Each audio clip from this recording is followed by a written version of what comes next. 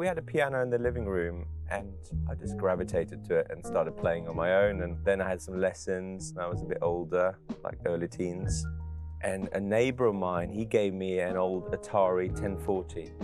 And the funny thing with that computer, I mean, generally it was a rubbish computer, but it came with a MIDI interface. It was built in.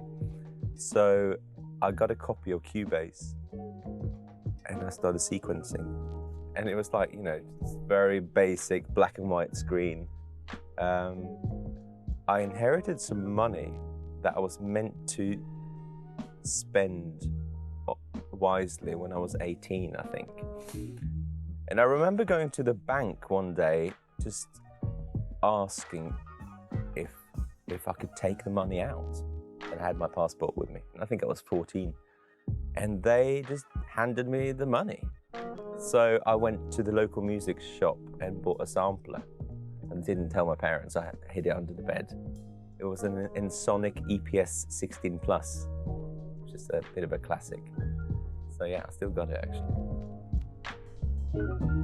When I moved to London, when I was 20 or 21, sitting in my bedroom making music, and in the evenings, you know, I had a day job and I was just making music. And I came up with this idea that I wanted to make this sort of pop record, really, this sort of, you know, postmodern pop where I used different singers. And at the time, the featured singer thing wasn't the done thing. So I remember I had to explain it over and over again when people said, well, who's the artist?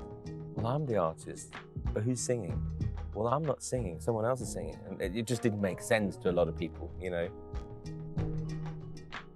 I've always been into hip hop, and especially the production. I always think, you know, Dr. Dre, Pharrell, all those have really inspired me in terms of the sonics and also songwriting and arrangement. So I've always sort of liked to mix electronics and live instruments together and sample real drums. Linn drums and 808s, you know, that they've always been part of my palette, to be honest, you know.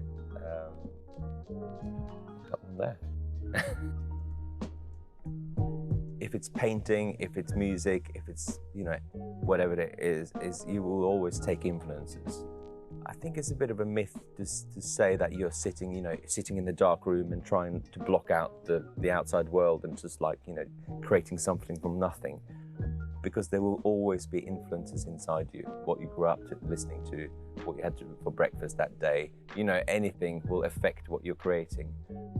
Really interesting blends of music when there's things that's crossing over.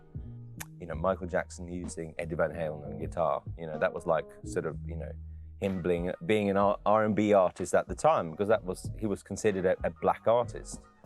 And then when Thriller came out, it was like that point where it completely crossed over, and he was using, you know, on Beat It, it was using Eddie Van Halen, and he was, you know, he created this rock track. And I always think those kind of moments are the magical moments, I think, you know, in music.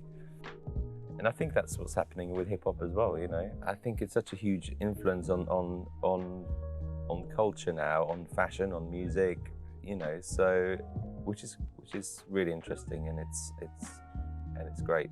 I mean, it's been mainstream for a long time, you know. The first rap hit was like 40 years ago, Rapper's Delight. And funnily enough, that was a break from a Chic record, you know, Good Times.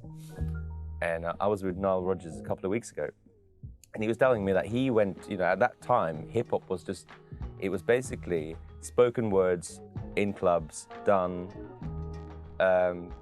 over disco drum breaks.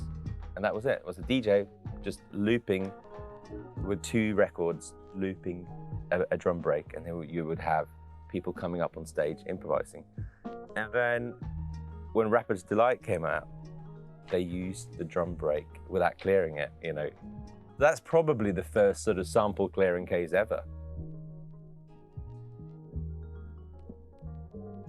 I think I was chasing my own tail for a bit when I was younger, and just thinking I was making music that I thought people would like, you know.